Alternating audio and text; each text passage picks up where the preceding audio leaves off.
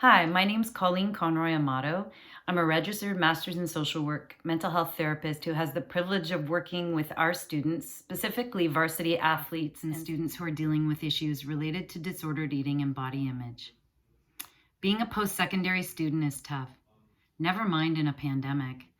Studies have shown a major escalation during this pandemic in food restricting, binging, and body image concerns. I run a virtual support group for eating disorders since March 2020, and I can tell you that I've never had such a robust amount of membership and students struggling to maintain recovery and health during such isolating and uncertain times. Well, what is EDAW, Eating Disorder Awareness Week? It's a nationwide week that is focused on educating the public about eating disorders. The week is always the first week of February, and purple is the color that signifies its importance. BANA, Bulimia and Anorexia Nervosa in Windsor, is promoting the I Wish campaign for Eating Disorder Awareness Week 2022.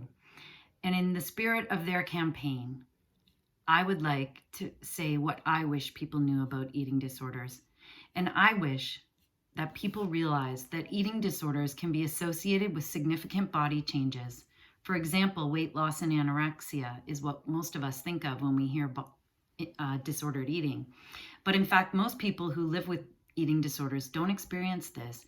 And so their struggle can be hidden, go unnoticed, or even be dismissed by clinicians, parents, teachers, and coaches.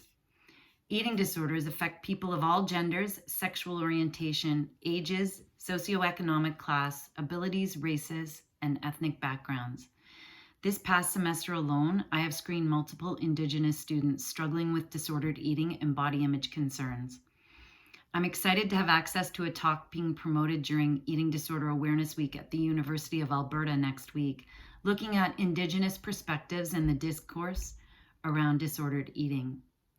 I wish you knew that the mortality rate for eating disorders is the highest of any mental illness, and that athletes are at a higher risk of developing eating disorders than non-athletes. Studies show that approximately 20% of female athletes have disordered eating compared to 5% of non-athletes. We recently learned in the news that eating disorders are commonplace among Olympic athletes and that these disorders are made worse by toxic training environments and suspect science. Mental health injuries are just as severe and take just as much inner strength to overcome as physical injuries. I might even argue they're more severe, as their recovery date is less predictable and the signs of them are often unnoticed, and people just don't check in to say, hey, how are you doing? How are you recovering? I wish we could all remember that it's so important to value ourselves for what we bring to the table, for who we are, not how we look or the shape of the body we live in or the pressures we feel as a student and athlete.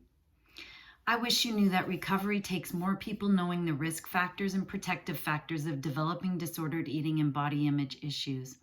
NEDIC, our National Eating Disorder Awareness Information Center in Toronto, is an excellent site that keeps detailed information about such things and all the places to get treatment. Recovery needs early intervention and more timely access to treatment. Our wait lists for treatment in Canada are incredibly long right now.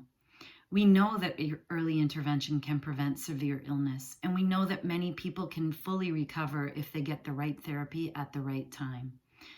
We matter, and together we can beat this disorder and end the stigma around disordered eating.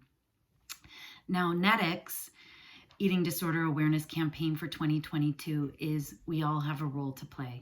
And we all do have a role to play, because today's youth are in crisis, especially now during COVID. And as a community, we have a role to play in supporting them and their development through these challenging times. We have responsibilities as educators, coaches, parents, therapists, and anyone who work with youth to help in the prevention and intervention of eating disorders. We all need to learn ways in which schools, campuses, and sports environments can impact a student's relationship with their body and food.